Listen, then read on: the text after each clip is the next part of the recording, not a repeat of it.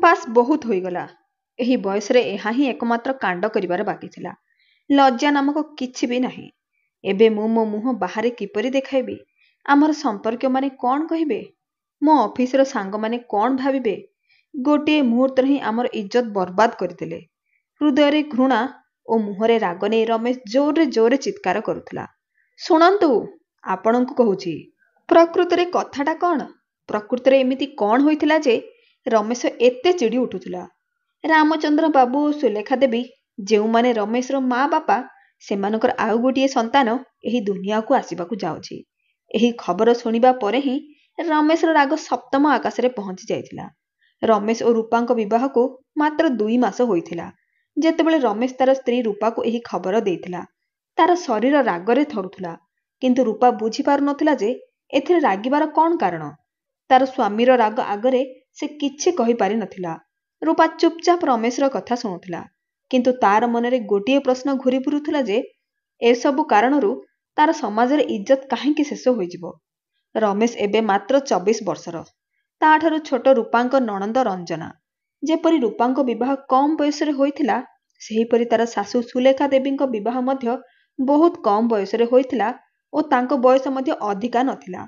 रूपा एबे मध्य बुझी पारु नथिला जे तार स्वामी केउ कथा को नै एते रागिछंती। तार सासूंक प्रति पूर्ण सहानुभूति थिला। से तांको पचारिबाकू चाहुथिला जे तांकर कौन खाइबाकू मन हेउछि। कारण जेतेबेले से एही घर को बाहा होई आसीथिला सुलेखा देवी ताकू निज झियो परी रखिथिले। तार पसंद ओ ना पसंदर पूर्ण ध्यान रखिथिले। रूपा मध्य तार सासूंकू बहुत पसंद करुथिला। किंतु आज तार स्वामींक मुहरु एपरी कथा सुनिबा ताकू आदौ भल लागु नथिला। संध्या बेले रामचंद्र बाबू जेतेबेले समस्तंकू ए विषय रे कथावार्ता करिबा पई हॉल को डाकिथिले केही तांको कथा सुनिबा पई निज रूम रु बाहरी नथिले। रामचंद्र बाबू सरकारी विद्यालय रे प्रधान शिक्षक भाबे कार्य करुथिले। साधारणतः एमिति हेउथिला जे जेतेबेले से तांको पिलामानंकू डाकुथिले सेमाने भयरे शीघ्र तांको आगरे पहुंची जाउथिले। कारण से टिके बड़ पाटी करी कथा हेउथिले। किंतु हृदयरु बहुत नरम थिले। से जणे प्रभावशाली व्यक्तित्वर अधिकारी थिले। रूपा आसीबा परे तांकर ता प्रति एते आसक्ति होइथिला जे एबे तांकू सकाळर चा मध्य ता बिना भल लागु नथिला। से ताकू सबुबेले झियो कहि डाकुथिले। आज रामचंद्र बाबूंक डाकरे रमेश और रंजना केही मध्य आसी नथिले। रूपा अनुभव करुथिला जे माँ बापा कथावार्ता हेबा पई बसिसंती किंतु तांको पिला माने डाकिबा सत्वे तांको कथा सुनु नाहांती। साधारण दिन मानंकरे रूपा तार सासू सुलेखा देवी और नणंद रंजना सहित मिसी जलखिया तैयारी करुथिला। रमेश ऑफिस रु फेरिबा परे समस्ते हॉल रे बसी खाउथिले और कथावार्ता करुथिले। किंतु आज सब किछि परिवर्तन होई जाइथिला। परिस्थिति को संभाळिबा उद्देश्य रे जेतेबेले रूपा तार स्वामी पाखकू जाई कहिला, शुणंतु बापा आपणंकू डाकिथिले भूली जाइछंती कि? रूपार कथा सुनी रमेशर मुह रागरे लाल होईगला ओ तमतम होई कहिला, मते कहा सहित कोनोसी कथा हेबार नाही। तुमे मो स्त्री। मु जहा कहिबी तुमे ताहा ही करिबो। बहुत बुद्धि चलाइबार आवश्यकता नाही। रूपा आश्चर्य होइथिला जे जदि से रमेशर स्त्री तेबे से सासू ससुरंक पक्षरु काहेकि कथा कहि परिबो नाही। किंतु से चुपचाप होई बसी पड़िला।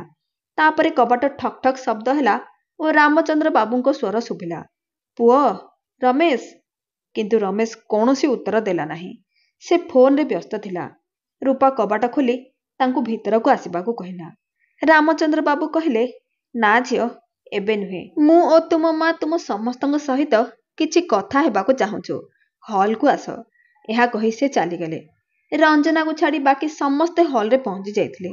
रूपा ताकू अनेक थर डाकिबाकू चेष्टा करिथिला किंतु से कबाट खोली नथिला ओ केवल एतिकी कहिथिला, दया करी मते विरक्त कर नाही।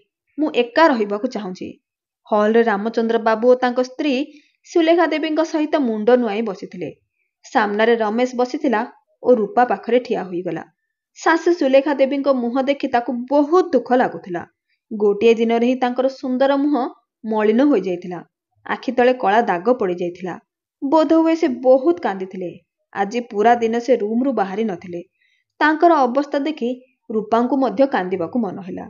तापरे रमेश कठोर स्वर रे कहिला, आपनकू कौन कहिबार अछि? शीघ्र कुहंतु, मोर काम अछि। रमेश ए पर्यंत केबे भी बापांक सहित एभଳି स्वर रे कथा होई नथिला। रामचंद्र बाबू निजकू संभाली धीरे कहिले, तुमे समस्ते सबु किछि जानिछ। ରମେଶ ରାଗରେ କହିଲା, ହଁ ଜାଣିଛୁ, ତେବେ ଏବେ ଆପଣଙ୍କୁ ଏ ବିଷୟରେ କ'ଣ କହିବାର ଅଛି? ଆମେ ତୁମକୁ କ'ଣ କହିପାରିବୁ ପୁଅ? ଆପଣ କିଛି କହିବା ଯୋଗ୍ୟ ଛାଡ଼ିଛନ୍ତି କେଉଁଠି? ମୋତେ ତ ବୁଝାପଡ଼ୁନି ଯେ ଏବେ ଆମେ ଲୋକଙ୍କ ଆଗରେ କେଉଁ ମୁହଁ ନେଇ ଯିବୁ। ଆପଣମାନେ ତ ଆମକୁ କେଉଁଠିକୁ ଯିବା ଯୋଗ୍ୟ ହିଁ ଛାଡ଼ି ନାହାନ୍ତି। ସ୍ୱାମୀର କଥା ଶୁଣି ରୂପା କେତେବେଳେ ରମେଶ ଆଡ଼େ ଦେଖୁଥିଲା ତ କେତେବେଳେ ତାର ଶାଶୁ ଶ୍ୱଶୁରଙ୍କ ଆଡ଼େ। ଯେମିତି ତାର କାନକୁ ବିଶ୍ୱାସ ହେଉନଥିଲା। ସେ ଚୁପଚାପ ବସି ପଡ଼ିଲା। ତାପରେ ରାମଚନ୍ଦ୍ର ବାବୁ କହିଲେ, କ'ଣ ଆମ କାରଣରୁ ତୁମେମାନେ ବାହାରକୁ ଯିବାକୁ ଲଜ୍ଜା କରୁଛ? ରମେଶ ଉଚ୍ଚସ୍ୱରରେ କହିବା ଆରମ୍ଭ କଲା, ଆଉ ନୁହେଁ ତ କ'ଣ? ମୋର ନିଜର ସାଙ୍ଗମାନେ ଅଛନ୍ତି, ରଞ୍ଜନାର ବନ୍ଧୁମାନେ ଅଛନ୍ତି, ରୂପାର ଘର ଲୋକମାନେ ଅଛନ୍ତି। ସେମାନେ ସମସ୍ତେ କ'ଣ କହିବେ? ଭାବିଲେ ହିଁ ଲଜ୍ଜାରେ ମୋ ମୁଣ୍ଡ ନଇଯାଉଛି। ପୁଅକୁ ଏଭଳି କଥା କହୁଥିବା ଦେଖି ସୁଲେଖା ଦେବୀଙ୍କ ଆଖିରୁ ଲୁହ ଝରି ପଡ଼ିଲା। ରୂପା ଝଟ୍ କରି ତାଙ୍କୁ ନିଜ କୋଳରେ ଧରିନେଲା। ତାକୁ ବହୁତ ଦୁଃଖ ଲାଗୁଥିଲା। କିନ୍ତୁ ରମେଶ କହି ଚାଲିଲା, ଏ ସବୁ କାରନାମା କରିବା ପରେ ଏବେ ଆପଣମାନେ ହଲରେ ଆମ ସମସ୍ତଙ୍କୁ ଡାକି ସଭା ବସାଉଛନ୍ତି। କିନ୍ତୁ ପୁଅ, ରାମଚନ୍ଦ୍ର ବାବୁ କିଛି କହିବା ଆଗରୁ ହିଁ ରମେଶ କହିଲା, ମୁଁ କେବଳ ଏତିକି କହିବାକୁ ଚାହୁଁଛି ଯେ ଏବେ ମୋର ଆପଣମାନଙ୍କ ସହିତ କୌଣସି ସମ୍ପର୍କ ନାହିଁ। ଏବେ ମୁଁ କେବଳ ମୋ ଢଙ୍ଗରେ ବଞ୍ଚିବି ଓ ଆପଣମାନେ ଆପଣଙ୍କ ଢଙ୍ଗରେ। ରଞ୍ଜନା କ'ଣ କରିବ ତାହା ସେ ନିଜେ ଜାଣୁ। ରାମଚନ୍ଦ୍ର ବାବୁଙ୍କ ଆଖି ରାଗରେ ଲାଲ ହୋଇଗଲା ଓ ସୁଲେଖା ଦେବୀଙ୍କ ଆଖିରୁ ଲୁହର ଧାରା ଅନବରତ ବୋହି ଚାଲିଥିଲା। ତାପରେ ରାମଚନ୍ଦ୍ର ବାବୁ କହିଲେ, ମାନେ ଏହାର ଅର୍ଥ ଏହା ଯେ ତୁମେ ଘର ଛାଡ଼ିବାକୁ ଚାହୁଁଛ। ରମେଶ ସୋଫାରୁ ଉଠି ଠିଆ ହେଲା ଓ ନିଜ ମା ଆଡ଼େ ଆଙ୍ଗୁଠି ଦେଖାଇ କହିଲା, ମୋତେ ଏହି ମହିଳାଙ୍କ କଥାରେ କୌଣସି ଆଗ୍ରହ ନାହିଁ। କିନ୍ତୁ ମୁଁ ଆପଣଙ୍କ ସହିତ ଏବେ କୌଣସି ସମ୍ପର୍କ ରଖିବାକୁ ଚାହୁଁନାହିଁ କି ଆପଣଙ୍କ ସହିତ ରହିବାକୁ ଚାହୁଁନାହିଁ। ରାମଚନ୍ଦ୍ର ବାବୁ ତାଙ୍କ ଲୁହ ପୋଛି କହିଲେ, ତେବେ ଠିକ୍ ଅଛି, ଯଦି ତୁମେ ଆମ ସହିତ ରହିବାକୁ ଚାହୁଁନାହଁ ତେବେ ମୁଁ ଓ ତୁମ ମା ଆମ ଗାଁ ଘରକୁ ଚାଲିଯିବୁ। ରମେଶ କହିଲା, ଏତେ ଉପକାର କରିବାର କୌଣସି ଆବଶ୍ୟକତା ନାହିଁ। ପ୍ରଥମେ ହିଁ ଆପଣମାନେ ବହୁତ ଲୋକଲଜ୍ଜା କରିସାରିଛନ୍ତି। ଏହା କହି ରମେଶ ନିଜ ରୁମ୍କୁ ଫେରିଗଲା। ହଲ୍ରେ ବସିଥିବା ଉଭୟ ମା ବାପା ତାଙ୍କ ପିଲାମାନଙ୍କ ବ୍ୟବହାର ଦେଖି ନିଜକୁ ଅପରାଧୀ ମନେ କରୁଥିଲେ। ଏହାପରେ ଅନେକ ଦିନ ବିତିଗଲା। କିନ୍ତୁ ଘରେ ଆଉ ପୂର୍ବ ପରି ଶାନ୍ତି ନଥିଲା। ରମେଶ ଓ ରଞ୍ଜନା ଉଭୟ ଭାଇ ଭଉଣୀ ତାଙ୍କ ମା ବାପାଙ୍କ ସହିତ କଥା ହେଉନଥିଲେ। କେବଳ ନିଜ ରୁମ୍ ପର୍ଯ୍ୟନ୍ତ ସୀମିତ ରହୁଥିଲେ। ଯଦି କୌଣସି କାରଣରୁ ସେମାନଙ୍କର ସାମ୍ନା ମଧ୍ୟ ହୋଇଯାଉଥିଲା ତେବେ ସେ ଦୁହେଁ ତାଙ୍କ ମା ବାପାଙ୍କୁ ରାଗ ଓ ଘୃଣା ଭରା ଦୃଷ୍ଟିରେ ଦେଖୁଥିଲେ। ଏଭଳି ପରିସ୍ଥିତିରେ ଯଦି କେହି ସେମାନଙ୍କର ଅବସ୍ଥାକୁ ବୁଝି ପାରୁଥିଲା ତେବେ ସିଏ ଥିଲା ସେମାନଙ୍କ ବୋହୂ ରୂପା, ଯିଏ ସେମାନଙ୍କର ଯତ୍ନ ନେବାକୁ ପୂର୍ଣ୍ଣ ଚେଷ୍ଟା କରୁଥିଲା। ସେ ତାର ଶାଶୁ ସୁଲେଖା ଦେବୀଙ୍କ ମୁଣ୍ଡରେ ତେଲ ଲଗାଇ ଦେଉଥିଲା, ତାଙ୍କର ଭଲ ମନ୍ଦ ବୁଝୁଥିଲା। କିନ୍ତୁ ରୂପା ଅନୁଭବ କରିଥିଲା ଯେ ସୁଲେଖା ଦେବୀ ଏବେ ଆଗ ଭଳି ଚଞ୍ଚଳ ରହୁନଥିଲେ।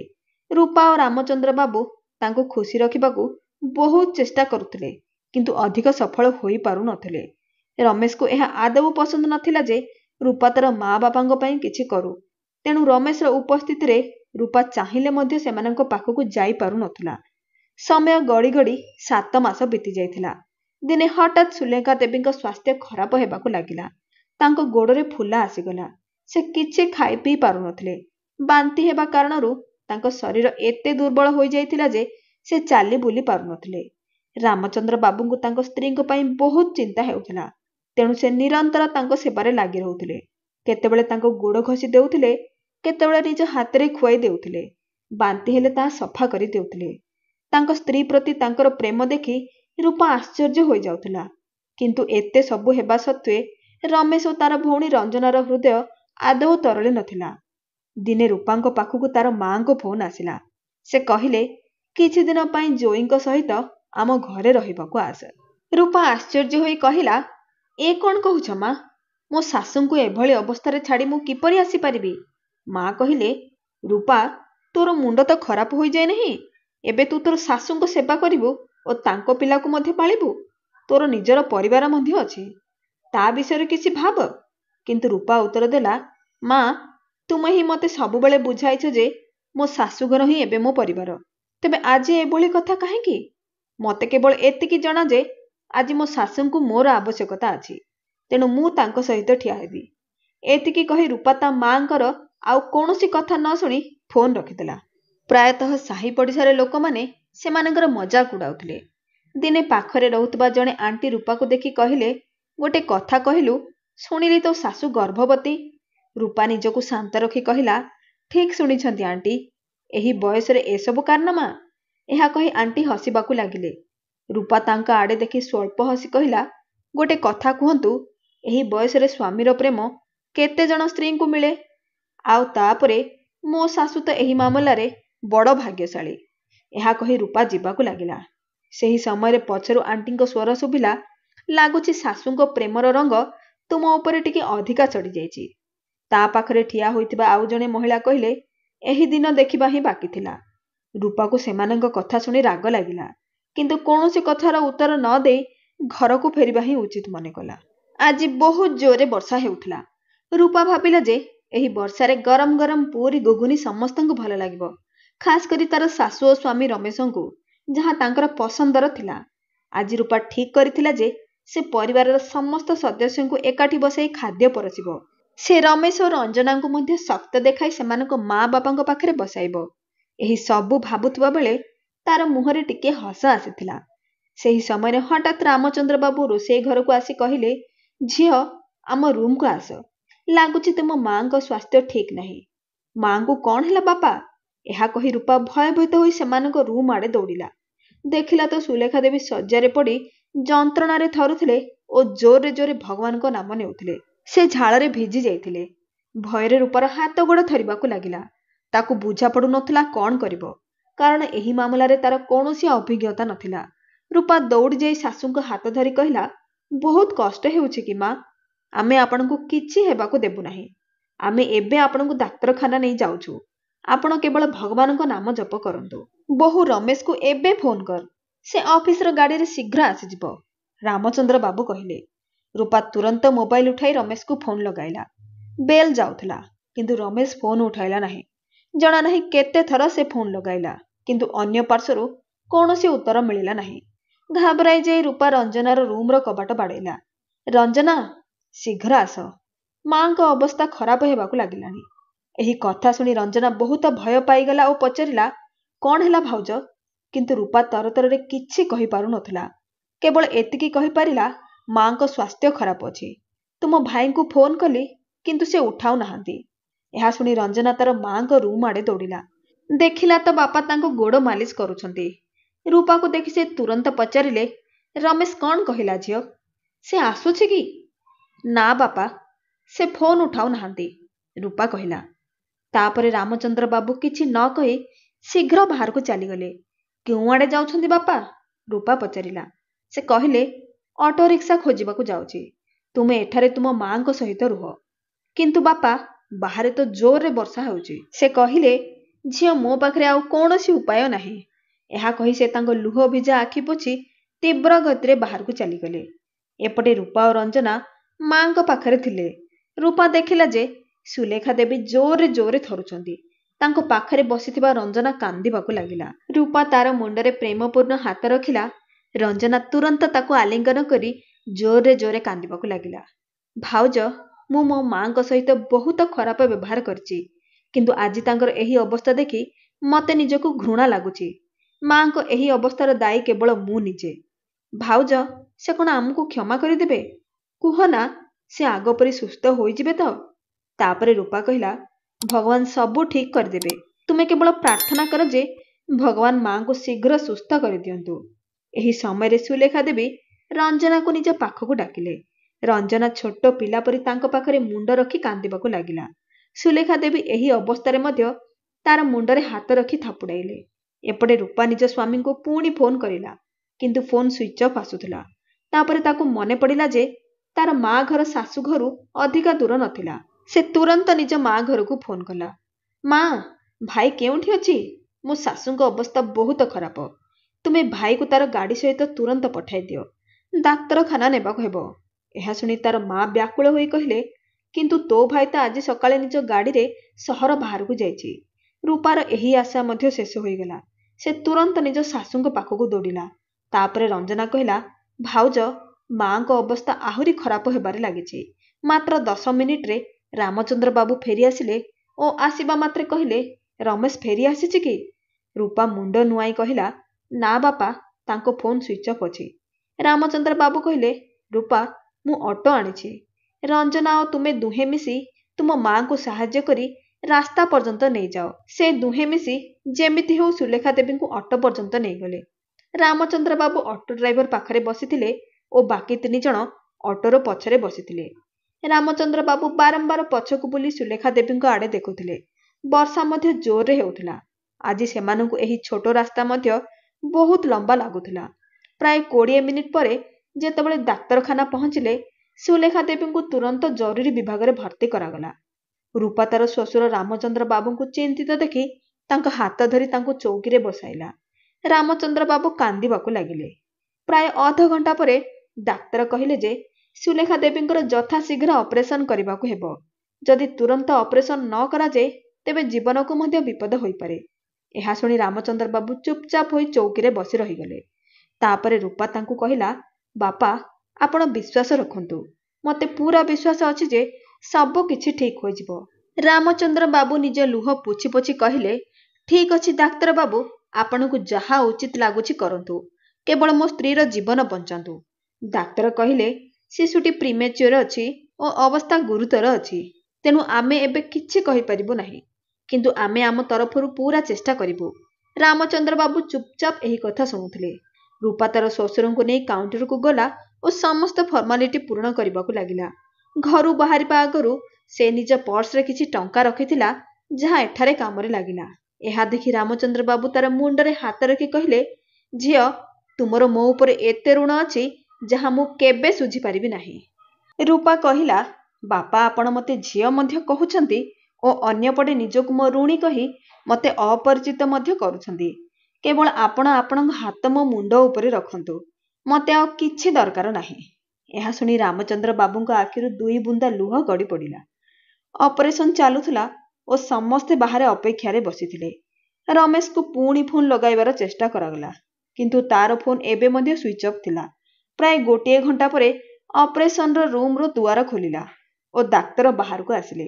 ବଧାଇ ହେଉ, ଆପଣଙ୍କର ପୁଅ ଜନ୍ମ ହୋଇଛି। ରୂପା ଓ ରଞ୍ଜନା ହାତ ଯୋଡ଼ି ଭଗବାନଙ୍କୁ ଧନ୍ୟବାଦ ଦେଲେ। କିନ୍ତୁ ତାପରେ ରାମଚନ୍ଦ୍ର ବାବୁ ପଚାରିଲେ, ଆଉ ମୋ ସ୍ତ୍ରୀ, ସେ କିପରି ଅଛନ୍ତି? ଏହା ଶୁଣି ଡାକ୍ତର ଚୁପ୍ ରହିଗଲେ। ରାମଚନ୍ଦ୍ର ବାବୁ ତାଙ୍କ ଚୁପ୍ ରହିବାରୁ ଘାବରାଇ ଯାଇ କହିଲେ, କିଛି ତ କୁହନ୍ତୁ ଡାକ୍ତର ବାବୁ। ଡାକ୍ତର ଧୀର ସ୍ୱରରେ କହିଲେ, ତାଙ୍କର ଅବସ୍ଥା ଏବେ ଗୁରୁତର ଅଛି। ଏତିକି କହି ଡାକ୍ତର ଚାଲିଗଲେ। ରାମଚନ୍ଦ୍ର ବାବୁ ଥରୁଥିବା ଗୋଡ଼ରେ ଚୌକିରେ ଧପ୍ କରି ବସି ପଡ଼ିଲେ। କିଛି ସମୟ ପରେ ନବଜାତ ଶିଶୁର କାନ୍ଦିବା ଶବ୍ଦ ଶୁଣି ରୂପା ଉଠି ଠିଆ ହେଲା। ତାପରେ ନର୍ସ ଶିଶୁକୁ ନେଇ ଅପରେସନ ରୁମ୍ରୁ ବାହାରକୁ ଆସିଲେ। ରୂପା ତାକୁ ନିଜ କୋଳରେ ନେଲା ଓ କ୍ଷଣଭରରେ ଶିଶୁଟି ଚୁପ୍ ହୋଇଗଲା। ଛୋଟ ନରମ ହାତରେ ସେ ରୂପାର ଶାଢ଼ୀକୁ ଜୋରରେ ଧରିଲା। ରୂପା ତାକୁ ଦେଖି ହସିଲା ଓ ରଞ୍ଜନାକୁ କହିଲା, ତୁମେ ଏହାକୁ କୋଳରେ ନେବ ନାହିଁ କି? ରଞ୍ଜନା କହିଲା, ପ୍ରଥମେ ବାପାଙ୍କୁ ଦେଖାଅ। ରାମଚନ୍ଦ୍ର ବାବୁ ନିଜ ପୁଅକୁ ଦେଖି ଉଠି ଠିଆ ହେଲେ। ତାକୁ ବହୁତ ପ୍ରେମରେ ଦେଖିଲେ ଓ ତାପରେ କୋଳରେ ନେଇ ଜୋରରେ ଜୋରରେ କାନ୍ଦିବାକୁ ଲାଗିଲେ। ଏହା ଦେଖି ରୂପା ଓ ରଞ୍ଜନା ମଧ୍ୟ ନିଜକୁ କାନ୍ଦିବାରୁ ରୋକି ପାରିଲେ ନାହିଁ। କିନ୍ତୁ ଶିଶୁଟି ତାର ପିତାଙ୍କ ଆଶ୍ରୟରେ ଆସି ଶାନ୍ତିରେ ଶୋଇପଡ଼ିଲା। ସନ୍ଧ୍ୟାବେଳେ ଯେତେବେଳେ ରମେଶ ଘରେ ପହଞ୍ଚିଲା, ଦେଖିଲା ଯେ ଘରେ କେହି ନାହାନ୍ତି। କାହାକୁ ନ ପାଇ ତାର ହୃଦୟ ଅଜଣା ଭୟରେ ଥରି ଉଠିଲା। ଫୋନ୍କୁ ଚାର୍ଜିଂରେ ଲଗାଇ ଅନ୍ କଲା ଓ ଦେଖି ଆଶ୍ଚର୍ଯ୍ୟ ହେଲା ଯେ ରୂପାର 10ଟି ମିସ୍ଡ କଲ୍ ଥିଲା। ଯେମିତି ହିଁ ସେ ଫୋନ୍ ଲଗାଇ ପଚାରିଲା, ସେହି ସମୟରେ ରାମଚନ୍ଦ୍ର ବାବୁଙ୍କ ଫୋନ୍ ଆସିଲା। ରମେଶ, ଯିଏ ଏତେ ଦିନ ଅଭିମାନରେ ରହି ତାର ବାପାଙ୍କ ସହିତ କଥା ହେଉନଥିଲା, ବ୍ୟାକୁଳ ଓ ଚିନ୍ତିତ ହୋଇ ତୁରନ୍ତ କହିଲା, ହ୍ୟାଲୋ ବାପା, ଆପଣ କେଉଁଠି ଅଛନ୍ତି? ଆଉ ମା, ସବୁ ଠିକ୍ ଅଛି ନା? ଆମେ ଏଠାରେ ଡାକ୍ତରଖାନାରେ ଅଛୁ। ତୋର ମାଙ୍କ ଅବସ୍ଥା କିଛି ଠିକ୍ ନାହିଁ। ତୁ ଗୋଟେ କାମ କର, ଆମ ଆଲମାରିର ଲକରରେ ତୋର ମାଙ୍କର ସମସ୍ତ ରିପୋର୍ଟ ଅଛି। ତୁ ସେହି ରିପୋର୍ଟ ଗୁଡ଼ିକ ନେଇ ଶୀଘ୍ର ଏଠାକୁ ଆସେ। ବାପା, ଆପଣ ଚିନ୍ତା କରନ୍ତୁ ନାହିଁ, ମୁଁ ତୁରନ୍ତ ପହଞ୍ଚୁଛି। ରମେଶ ତରତରରେ ମା ଓ ବାପାଙ୍କ ଆଲମାରି ଖୋଲି ଲକରର ତାଲା ଖୋଲିଲା। କିନ୍ତୁ ଲକରରେ ବହୁତ କାଗଜ ପଡ଼ିଥିଲା। ତାକୁ ବୁଝା ପଡ଼ୁନଥିଲା କେଉଁଠୁ ମାଙ୍କ ରିପୋର୍ଟ ଖୋଜିବ। ଖୋଜୁ ଖୋଜୁ ସମସ୍ତ କାଗଜ ଚାରିଆଡ଼େ ଛିନ୍ନ ଭିନ୍ନ ହୋଇଗଲା। ତାପରେ ତାର ନଜର ଗୋଟିଏ କାଗଜ ଉପରେ ପଡ଼ିଲା, ଯାହା ବୋଧହୁଏ ତାର ମାଙ୍କ ଡାଏରୀର ଏକ ପୃଷ୍ଠା ଥିଲା। ରମେଶ ସେହି କାଗଜଟି ଉଠାଇଲା। ତା ଉପରେ ଯାହା ଲେଖା ଥିଲା ତାହା ପଢ଼ି ରମେଶର ଯେମିତି ପ୍ରାଣ ବାହାରି ଯିବାକୁ ଲାଗିଲା। ପୃଷ୍ଠାରେ ଲେଖା ଥିଲା, ସାବିତ୍ରୀ ଆମ ଘରର ଚାକରାଣୀ ଥିଲା, କିନ୍ତୁ ସେ ଆମ ଘରର ସଦସ୍ୟ ପରି ଥିଲା। ଜଣା ନାହିଁ ତାର ଭାଗ୍ୟରେ ଏତେ ଦୁଃଖ କାହିଁକି ଲେଖା ଥିଲା। ମା ବାପା ତାର ଆଗରୁ ହିଁ ନଥିଲେ। କିଛି ମାସ ଆଗରୁ ତାର ସ୍ୱାମୀର ମଧ୍ୟ ମୃତ୍ୟୁ ହୋଇଗଲା ଓ ଆଜି ସେ ନିଜେ ମଧ୍ୟ କ୍ୟାନ୍ସର ରୋଗରେ ଲଢ଼ି ଲଢ଼ି ହାରିଗଲା। କିନ୍ତୁ ଯିବା ଆଗରୁ ତାର 3 ମାସର ନବଜାତ ପୁଅକୁ ଆମ କୋଳରେ ଛାଡ଼ି ଚାଲିଗଲା। ତାର ଶେଷ କଥା ମୁଁ କିପରି ଭୁଲି ପାରିବି? ମ୍ୟାଡାମ, ଆଜି ପର୍ଯ୍ୟନ୍ତ ଆପଣ ମୋ ଉପରେ ବଡ଼ ବଡ଼ ଉପକାର କରିଛନ୍ତି। ଆଜି ଆଉ ଗୋଟେ ଉପକାର କରିଦିଅନ୍ତୁ। ମୁଁ ମୋ ପିଲାକୁ ଆପଣଙ୍କ ହାତରେ ଟେକି ଦେଉଛି। ଏହାର ଯତ୍ନ ନେବେ। ଭଗବାନ ଆପଣଙ୍କୁ ଭଲରେ ରଖନ୍ତୁ। ମୁଁ ମଧ୍ୟ ତାକୁ ପ୍ରତିଶ୍ରୁତି ଦେଇଥିଲି ଯେ ଆମେ ତାର ପିଲାକୁ ନିଜ ପିଲା ପରି ପାଳିବୁ ଓ ତାକୁ କେବେ ଜଣାଇବୁ ନାହିଁ ଯେ ଆମେ ତାର ମା ବାପା ନୁହଁ। ଏହି କାଗଜ ପଢ଼ି ରମେଶ ଝାଳରେ ବୁଡ଼ିଗଲା ଓ ଧଡ଼ କରି ଚଟାଣରେ ବସି ପଡ଼ିଲା। ଯେଉଁ ମା ବାପାଙ୍କୁ ମୁଁ ଏତେ ଦିନ ଧରି କଥା ଶୁଣାଉଥିଲି, ପ୍ରକୃତରେ ସେମାନେ ତ ମୋ ମା ବାପା ନଥିଲେ। ତଥାପି ସେମାନେ ମୋତେ ଏହାର ଅନୁଭବ ମଧ୍ୟ ହେବାକୁ ଦେଇନଥିଲେ। ଏହା ଭାବି ଭାବି ରମେଶର ପ୍ରାଣ ବାହାରି ଯାଉଥିଲା। କିନ୍ତୁ ତାପରେ ତାକୁ ହଠାତ୍ ମାଙ୍କ ଅବସ୍ଥାର ଅନୁମାନ ହେଲା। ସେ ନିଜକୁ ସମ୍ଭାଳି ଶୀଘ୍ର ରିପୋର୍ଟ ଗୁଡ଼ିକ ଖୋଜି ଡାକ୍ତରଖାନା ଅଭିମୁଖେ ବାହାରି ପଡ଼ିଲା। ଯେମିତି ହିଁ ସେ ଡାକ୍ତରଖାନା ପହଞ୍ଚିଲା, ଦେଖିଲା ଯେ ଡାକ୍ତରମାନଙ୍କର ଟିମ୍ ତାର ମାଙ୍କର ଚିକିତ୍ସାରେ ବ୍ୟସ୍ତ ଥିଲେ। ରାମଚନ୍ଦ୍ର ବାବୁ ବ୍ୟାକୁଳ ହୋଇ ତା ଆଡ଼େ ଦୌଡ଼ି ଆସିଲେ ଓ ରମେଶକୁ ଛାତିରେ ଲଗାଇ କାନ୍ଦିବାକୁ ଲାଗିଲେ। ରମେଶ ତାର ବାପାଙ୍କ ଲୁହ ପୋଛିଲା। ସେହି ସମୟରେ ସେ ଦେଖିଲା ଯେ ଜଣେ ନର୍ସ ଦୌଡ଼ି ଆସୁଛନ୍ତି। ରମେଶର ହୃଦୟ ଘାବରେଇ ଗଲା ଓ ଥରୁଥିବା ସ୍ୱରରେ ପଚାରିଲା, ସିଷ୍ଟର, କ'ଣ ହେଲା? ମାଙ୍କ ଅବସ୍ଥା ଠିକ୍ ତ ଅଛି ନା? ନର୍ସ କହିଲା, ଦେଖନ୍ତୁ, ଶରୀରରେ ରକ୍ତର ବହୁତ ଅଭାବ ହେବା କାରଣରୁ ରୋଗୀଙ୍କ ଅବସ୍ଥା ଏବେ ଗୁରୁତର ଅଛି। ତାଙ୍କୁ ରକ୍ତ ଚଢ଼ାଇବା ପାଇଁ ତୁରନ୍ତ ଓ ପଜିଟିଭ ରକ୍ତର ଆବଶ୍ୟକତା ଅଛି ଓ ଡାକ୍ତରଖାନାରେ ତାର ଷ୍ଟକ୍ ସରିଯାଇଛି। ରମେଶ କହିଲା, ତେବେ ସମସ୍ୟା କ'ଣ? ମୋର ମଧ୍ୟ ରକ୍ତର ଗ୍ରୁପ୍ ଓ ପଜିଟିଭ। ଆପଣ ଶୀଘ୍ର ମୋ ରକ୍ତ ନେଇ ତାଙ୍କୁ ଚଢ଼ାଇବାର ବ୍ୟବସ୍ଥା କରନ୍ତୁ। ଯେତେବେଳେ ରମେଶ ରକ୍ତ ଦାନ କରି କେବିନ୍ରୁ ବାହାରକୁ ଆସିଲା, ରୂପାର ହାତରେ ନବଜାତ ଶିଶୁକୁ ଦେଖି ତାର ହୃଦୟ କରୁଣାରେ ପୂର୍ଣ୍ଣ ହୋଇଗଲା। ରମେଶ ନବଜାତ ଶିଶୁକୁ ନିଜ ହାତରେ ଉଠାଇଲା ଓ ଲୁହଭରା ଆଖିରେ ତାକୁ ନିରୀକ୍ଷଣ କରିବାକୁ ଲାଗିଲା। କିଛି ସମୟ ପର୍ଯ୍ୟନ୍ତ ସେ ତାକୁ ଏମିତି ହିଁ ଦେଖୁଥିଲା। କିଛି ସମୟ ପରେ ଯେତେବେଳେ ସୁଲେଖା ଦେବୀଙ୍କୁ ଭେଟିବାର ଅନୁମତି ମିଳିଲା, ରୂପା ଓ ରମେଶ ମାଙ୍କୁ ଭେଟିବାକୁ ଗଲେ। ନବଜାତ ଶିଶୁଟି ରମେଶର ହାତରେ ଥିଲା। ରମେଶକୁ ଦେଖି ସୁଲେଖା ଦେବୀଙ୍କ ମୁହଁରେ ଏକ ଛୋଟ ହସ ଓ ସାନ୍ତ୍ୱନାର ଭାବ ଉଠିଲା। କିନ୍ତୁ ରମେଶ ତାର ମାଙ୍କୁ ଦେଖି ଜୋରରେ ଜୋରରେ କାନ୍ଦିବାକୁ ଲାଗିଲା ଓ ଆକୁଳ ସ୍ୱରରେ କହିଲା, ମା, ମୋତେ କ୍ଷମା କରିଦିଅ। ସୁଲେଖା ଦେବୀ ପ୍ରେମରେ କହିଲେ, ବୋକା ପୁଅ, କାନ୍ଦ ନାହିଁ। ମୁଁ ତୋତେ ସବୁବେଳେ ହସୁଥିବାର ଦେଖିବାକୁ ଚାହେଁ। ତାପରେ ଠାରରେ ରମେଶ ଓ ରୂପାକୁ ନିଜ ପାଖକୁ ଡାକିଲେ ଓ ସେମାନଙ୍କ ମୁଣ୍ଡରେ ହାତ ରଖି ଆଶୀର୍ବାଦ ଦେଲେ। ତାପରେ ନବଜାତ ଶିଶୁକୁ ଚୁମ୍ବନ କଲେ ଓ ରମେଶକୁ କହିଲେ, ମୋ କାରଣରୁ ତୁମେ ତୁମର ସମ୍ମାନ ହରାଇଛ। ତୁମର ରାଗ ମୋ ଉପରେ ଅଛି, କିନ୍ତୁ ଏହି ନିରୀହ ଶିଶୁ ତୁମର ନିଜର ହିଁ। ମୁଁ ଏହାକୁ ତୁମ ପାଖରେ ଛାଡ଼ି ଯାଉଛି। ଏହାର ଯତ୍ନ ନେବ, ଅବହେଳା କରିବ ନାହିଁ, ନହେଲେ ମୋତେ ଶାନ୍ତି ମିଳିବ ନାହିଁ। ମାଙ୍କ ଏହି କଥା ଶୁଣି ରମେଶର ଛାତି ଥରି ଉଠିଲା। ରୂପା, ମା ଏ କ'ଣ କହୁଛନ୍ତି? ସେ ଆମକୁ ଛାଡ଼ି କେଉଁଆଡ଼େ ଯିବେ? ମା, ଏହି ଶିଶୁର ମୁଁ ମୋ ଜୀବନଠାରୁ ଅଧିକ ଯତ୍ନ ନେବି। ଆପଣ ଚିନ୍ତା କରନ୍ତୁ ନାହିଁ। ଏବେ ଏହା ଆପଣଙ୍କର ନୁହେଁ, ମୋର ପୁଅ। କିନ୍ତୁ ଆପଣ ଆମକୁ ଛାଡ଼ି ଯିବା କଥା କହିବେ ନାହିଁ, ବୁଝୁଛନ୍ତି? ଏପଟେ ବାହାରେ ଚୌକିରେ ବସିଥିବା ରାମଚନ୍ଦ୍ର ବାବୁ ନିଜକୁ ଅସହାୟ ଅନୁଭବ କରୁଥିଲେ ଓ ରଞ୍ଜନା ତାଙ୍କୁ ସାହାରା ଦେଉଥିଲା। ତାପରେ ରମେଶ ପାଗଳ ପରି କେବିନ୍ରୁ ଦୌଡ଼ି ବାହାରକୁ ଚାଲିଗଲା। ରାମଚନ୍ଦ୍ର ବାବୁ ତାକୁ ପଛରୁ ଡାକିଲେ, କିନ୍ତୁ ସେ ଶୁଣିଲା ନାହିଁ। କିଛି ମୁହୂର୍ତ୍ତ ପରେ ସେ ଜଣେ ଡାକ୍ତରଙ୍କ ସହିତ ଫେରି ଆସିଲା। ଡାକ୍ତର ସୁଲେଖା ଦେବୀଙ୍କ ପରୀକ୍ଷା କଲେ ଓ ଗଭୀର ନିଶ୍ୱାସ ନେଇ କହିଲେ, ସୁଲେଖା ଦେବୀ ଏବେ ଏହି ଦୁନିଆରେ ଆଉ ନାହାନ୍ତି। ରମେଶ ତାର ମାଙ୍କ ପାଖରେ ଭୂମି ଉପରେ ଆଣ୍ଠୁ ମାଡ଼ି ବସି ପଡ଼ିଲା। ତାଙ୍କର ଉଭୟ ଗୋଡ଼କୁ ହାତରେ ଧରି ଚୁମ୍ବନ କରିବାକୁ ଲାଗିଲା ଓ ଚିତ୍କାର କରି କହିଲା, ମୋତେ କ୍ଷମା କରିଦିଅ ମା। ମୁଁ ତୁମକୁ କେବେ ଦୁଃଖ ଦେବି ନାହିଁ। ତୁମେ ଆମକୁ ଏମିତି ଛାଡ଼ି ଯାଅ ନାହିଁ ମା। କେତେ ଅଜଣା କଥା ନୁହେଁ କି? ଯେତେବେଳେ କେହି ଆମକୁ ଅସୀମ ପ୍ରେମ କରେ, ଆମେ ତାର ପ୍ରେମକୁ ବୁଝିପାରୁନାହୁଁ, ତାର ଅପେକ୍ଷା କରୁଛୁ। କିନ୍ତୁ ଯେତେବେଳେ ସେହି ବ୍ୟକ୍ତି ଚାଲିଯାଏ, ତେବେ ଆମେ ତାର ପ୍ରେମର ଗଭୀରତା ବୁଝିପାରୁ। ଶେଷରେ ସୁଲେଖା ଦେବୀ ମୃତ୍ୟୁ ଆଗରେ ନିଶ୍ଚିତ ହାରିଗଲେ, କିନ୍ତୁ ତାଙ୍କର ପ୍ରେମ ଜିତିଗଲା। ଏହି କାହାଣୀ ଆମକୁ ଶିଖାଏ ଯେ ଆମେ ଆମ ପ୍ରିୟଜନଙ୍କର ଭାବନା ଓ ସେମାନଙ୍କ ପ୍ରେମକୁ ସମୟ ଥାଉ ଥାଉ ବୁଝିବା ଉଚିତ। ଭୁଲ ବୁଝାମଣା ଓ ସମାଜର ଚିନ୍ତାରେ ନିଜ ଲୋକଙ୍କୁ ଆଘାତ ଦେବା ଆଗରୁ ଆମେ ସେମାନଙ୍କର ତ୍ୟାଗ ଓ ପ୍ରେମର ଗଭୀରତାକୁ ଚିହ୍ନିବା ଉଚିତ। ପ୍ରକୃତ ପ୍ରେମ ଓ ପରିବାରର ସାଙ୍ଗ ଅମୂଲ୍ୟ ଓ ଏହାକୁ ସମ୍ଭାଳିକି ରଖିବା ଆମର ଦାୟିତ୍ୱ। ଆଜିର କାହାଣୀକୁ ମୁଁ ଏହିଠାରେ ଶେଷ କରୁଛି। ପ୍ରକୃତ ପ୍ରେମ କ'ଣ? କମେଣ୍ଟ ବକ୍ସରେ ଆପଣଙ୍କର ମତାମତ ନିଶ୍ଚୟ ଜଣାଇବେ। ଏହିପରି ଆହୁରି ସୁନ୍ଦର ସୁନ୍ଦର କାହାଣୀ ଶୁଣିବା ପାଇଁ ଭିଡ଼ିଓଟିକୁ ଲାଇକ୍ ଓ ଚ୍ୟାନେଲକୁ ସବସ୍କ୍ରାଇବ୍ ନିଶ୍ଚୟ କରନ୍ତୁ। ଧନ୍ୟବାଦ।